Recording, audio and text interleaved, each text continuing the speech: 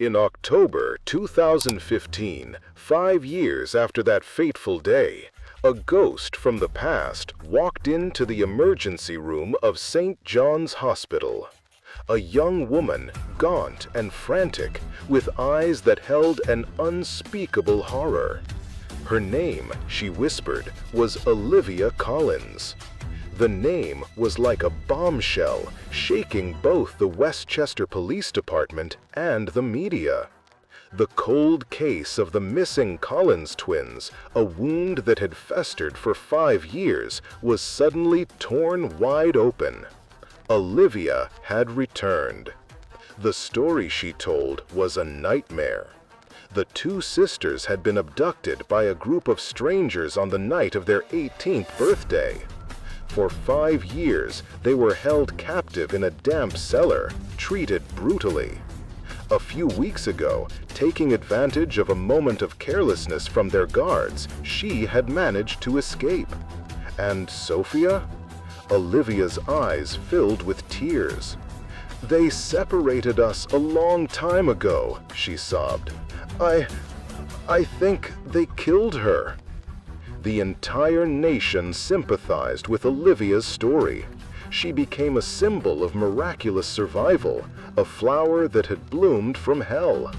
But during the tearful reunion at the Collins mansion, there was one person who did not feel happiness. Mrs. Eleanor Collins hugged the daughter she thought she had lost, but an unbelievable chill ran down her spine.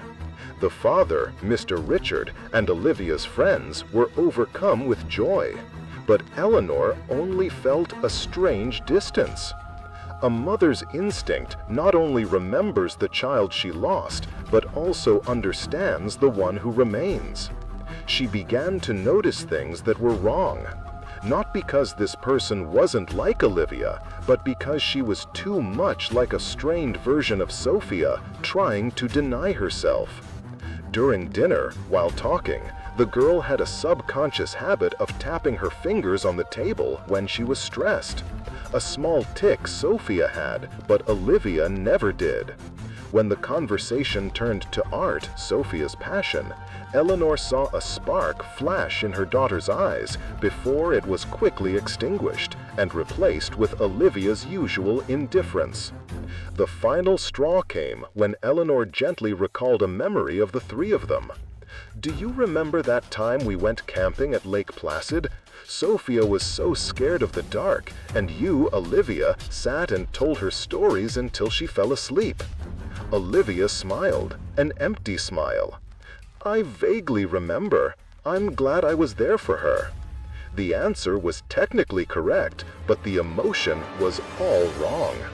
The real Olivia would have recounted the story with pride, perhaps even teasing her sister's shyness. This answer was too flat, too distant. It was the line of someone reciting a fact, not reliving a memory. That night, Eleanor didn't sleep. A mother's intuition screamed in her mind. Her pain doubled. She was not only facing the loss of Olivia, but looking at a distorted shadow of Sophia. She knew that the woman sleeping in that room, though she wore Olivia's face, carried Sophia's pain. And that was more terrifying than any truth. The next day, Eleanor went to see Detective Isabella Rossi, the sharp woman who had handled the case 5 years ago. She presented all her suspicions. At first, Detective Rossi listened with professional sympathy. She assumed it was a natural reaction from a mother who had suffered too much. But the determination in Eleanor's eyes and the logical details she provided made Rossi reconsider. A mother could not be mistaken about such basic things. "I know it sounds crazy," Eleanor said, her voice trembling, "but I believe the person who came back is Sophia.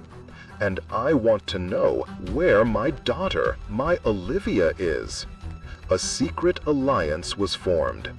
They had to act in silence, investigating the survivor herself without anyone, not even Mr. Richard, knowing. Their hunt for the truth had begun. Meanwhile, Sophia was living in the play she had created. Every day was a battle. She spent hours in her room, re-watching old videos, trying to mimic Olivia's radiant smile. She reread her sister's letters and diaries, memorizing every word, every habit. She had to remember that Olivia liked Earl Grey tea in the morning, hated jazz, and always tied her hair in a ponytail when she ran. Every small detail could be a trap. But at night, when the perfect mask was removed, the fear returned. Nightmares of that fateful night tormented her. The image of Olivia falling, her eyes wide with shock, the pool of blood spreading on the cold ground. Sophia lived in constant fear of being discovered, and the psychological burden grew heavier each day. The investigation by Eleanor and Detective Rossi began to yield results. First was the handwriting. Eleanor provided old birthday cards Olivia had written to her. Detective Rossi asked Olivia to sign some documents. A forensic expert confirmed that the signature was very similar, but it was a conscious imitation. When asked to write a long paragraph, the natural handwriting perfectly matched Sophia's from the diary found 5 years ago. Next was the scar.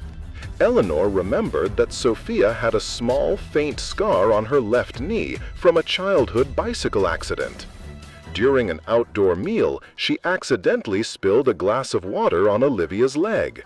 As the girl quickly wiped it away, the wet jeans clung to her skin, revealing the faint scar. When asked, Sophia was startled, then quickly fabricated a story about an injury she sustained while in captivity. The final clue came from Liam, Olivia's ex-boyfriend. He admitted to Detective Rossi, "I'm so happy she's back, but she's not the same. Sometimes I feel like I'm talking to Sophia." The confrontation took place in the Collins living room, the air as tense as a violin string. Sophia sat opposite her mother and Detective Rossi, her face still maintaining the calm composure of a victim. Detective Rossi began, her voice professional and cold. She presented the handwriting analysis. Sophia just smirked. "We're twins, Detective. We went to the same school. Is it strange that we write alike? Besides, after 5 years in that place, my hand isn't what it used to be." Rossi moved on to the photo of the scar. "And what about this scar, Sophia?" "My name is Olivia," the girl retorted, her voice becoming slightly sharp. "And I already told you I was injured trying to climb out of the cellar. Why do you keep trying to turn my wounds into evidence against me?" She looked at her mother, her eyes full of hurt. "You too, Mom?" Eleanor flinched, but Detective Rossi was unshaken. "All right, let's talk about emotions. You tell a horrific story, but your story is too perfect, without a single flaw. You cry when you mention Sophia, but those are tears of loss, not of a twin who has just lost half of her soul. You don't have sudden panic attacks. You sleep soundly every night. You are not a survivor. You are someone playing the role of a survivor." Sophia let out a dry laugh. "Are you a cop or a psychologist? You weren't in that hell. You have no right to judge how I cope with it." Sophia's act was too solid. Physical evidence could be denied. Psychological reasoning could be dismissed. The atmosphere grew heavy. It seemed the confrontation had failed. Just then, Eleanor spoke, her voice no longer pained, but filled with a chilling clarity. She looked directly into her daughter's eyes. "Sophia," she said softly, "I found your old music box in the attic. The sketchbook you hid inside.